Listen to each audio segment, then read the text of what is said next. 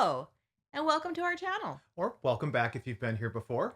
Today we're going to talk about an excursion we took in Ireland when we cruised on the Disney Dream. The excursion was to the Middleton Distillery, and after that, we explored Cobh for a little bit and found a fun little restaurant to have lunch at. So the day began at the Enchanted Garden. This is where our excursion group was all rallying together to meet our tour guide who was going to take us up to Middleton. We, as a group, got up and we walked off the ship.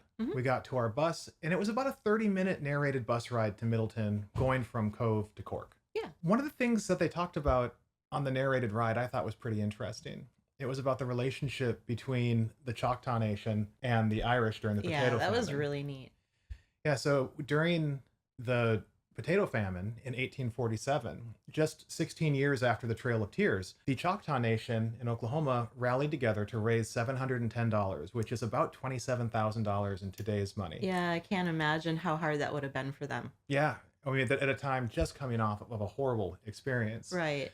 And they sent that money to Ireland to help people during the famine. And even today, the relationship continues where every year 2 students from the Choctaw Nation are invited to attend the University College Cork under scholarship. Yeah, that's really neat. And we don't learn about that in our history book. So I was really happy to hear about how important it was for the Irish people and how they still appreciate it to this day.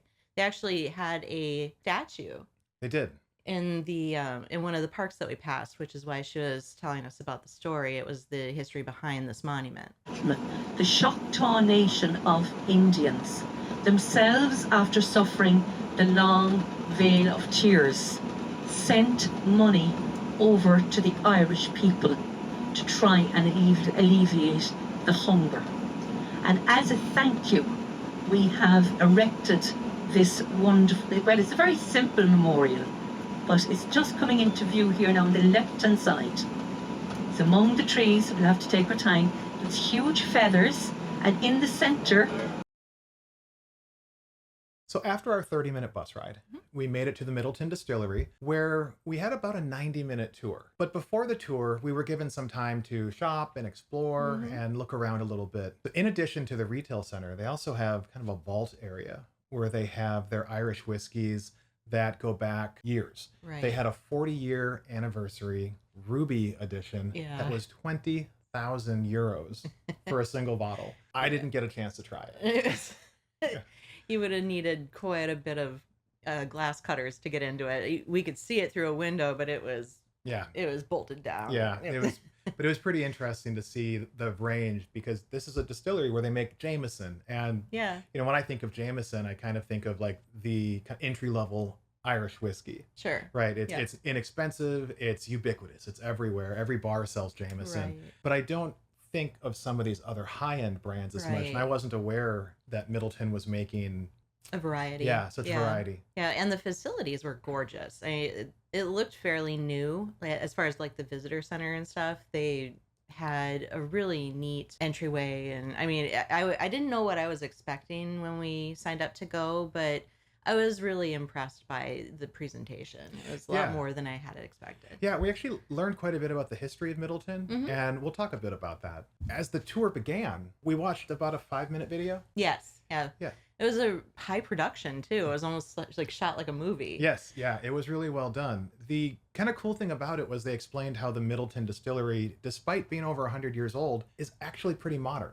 Yeah. And when I say modern, I don't just mean the facilities. I mean the brand as it exists only existed from the 1970s forward. Right. And so the story is basically that during Prohibition in the early 1900s, the Irish whiskey industry was decimated. Right, yeah. And at the end, in the 1966, I think it was, there's 3 major distilleries left. Right. And Irish whiskey was actually endangered. They were worried that it would just not be a thing ever again if these distilleries closed. Yeah. So the 3 distilleries rallied together and they created the Irish Distillers Group. And they decided, of the 3 physical locations, that the Middleton location was the one that they were going to use, because the other 2 were located in downtown Dublin. Right. And they had no room to expand. Yeah. And the facilities in Cork are huge. Like they owned a lot of property, so it was ideal for them to make their rally there. Yeah, right on a river, and Mhm. the access to the port gives them great distribution. Right.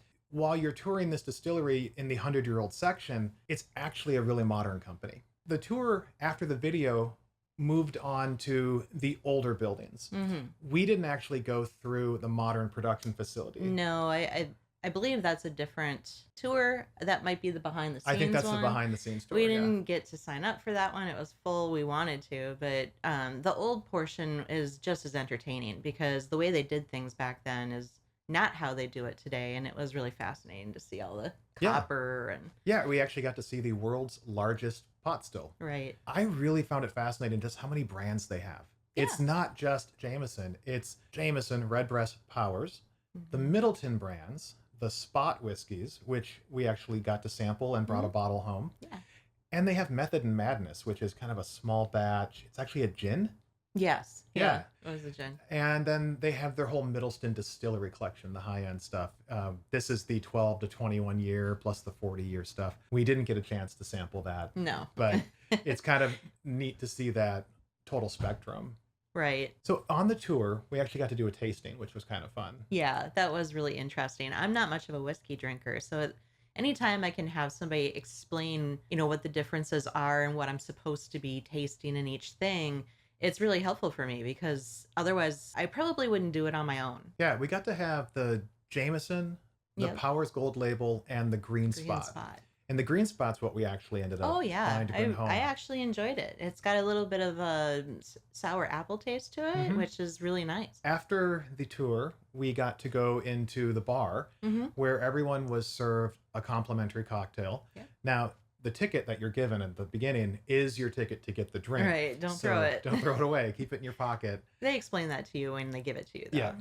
And there was time after the complimentary cocktail to Mhm. go to their main bar Right. and try out a different cocktail. Yep. And that's where I got an old fashioned Mhm. with an Irish whiskey, and you got a gin cocktail. Yeah, the bar was really nice. I mean, it was part of the new addition area that they welcomed you to, and the guy behind the bar was very knowledgeable and friendly too. We sat and Yeah. chatted for a little bit. Yeah, he had been there a long time, Mhm. and he really seemed to not just understand the brand, but have a lot of passion for what they were doing. Yeah. And he got kind of excited to tell us about like the Method and Madness gin, Mhm. how that was part of their experimental Right. process. And Yep, they're just branching out with yeah, that. we also got a little time to do some shopping. Yeah. Where we got the bottle of Green Spot, and we got a little bottle sweater koozie that we'll We show didn't a want them picture to of get here. cold. Yeah. So this was pretty It's good. all set for Christmas. After the tour, we got on the bus. We got brought back to Cobh, and here we had some time, and so we decided to explore a little bit. Mhm. We walked about 5 minutes down the harbor sidewalk, and we ended up in the Titanic Bar, Mm-hmm. which is actually located underneath the historic White Star Line ticketing office. Right. And the upstairs is a Titanic museum, which is very walkable from the ship. So you don't really need an excursion in Cobh. You could just spend the day there and do the museum. You don't hear much about that little port town, but it is gorgeous. It Yeah. really is just on its own, Beautiful. a beautiful little town. Lots of little pubs and bars along the way, plenty of places to eat, and plenty Yeah. to see. Yeah, and this pub was a modern take on a classic pub. Right. It wasn't Yeah. an old pub. No, I wouldn't even call it like an Irish pub. I think it was a lunch place, Yeah.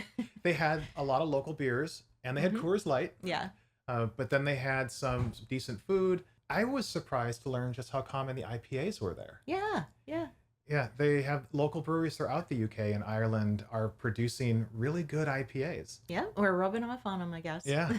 So after having lunch and having a drink or two, we made our way back to the ship. And this is the only thing you need to know if you're going to bring liquor or Right. alcohol Very back onto the important. ship. If you're bringing a bottle of wine or a 6-pack of beer, you can take that on at every Mhm. port, just like you can on embarkation day. Right.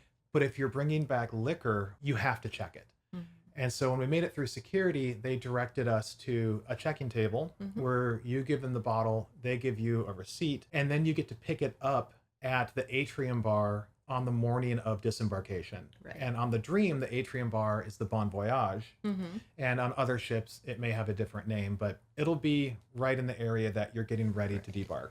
And it is so common that they have like dedicated staff at this table ready to check it in, and don't feel embarrassed or sheepish about bringing home liquor. Everyone does it. Yeah. And like I said, the process is very quick. They're used to it. They get you through it. Yeah, we've had other cruises where we had to wait 10 or 15 minutes, but this cruise, for both times we brought Yeah. liquor back onto the ship, there was maybe one or two people in front of us. So it was a very quick process. And that was our day in Cobh. Yeah. Yeah, it was a lot of fun. I really would recommend the Middleton Distillery tour. Yeah, it was a lot of fun. We had great weather too. You know, you never know what to expect, but all in all, it was just a beautiful day. And I truly enjoyed just walking around Cobh too. Mm-hmm. Yeah.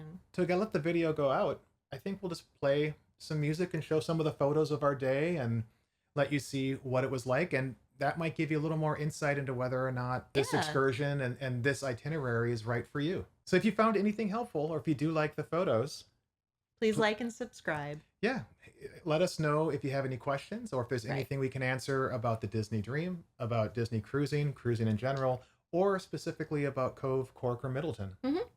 Bye. Bye.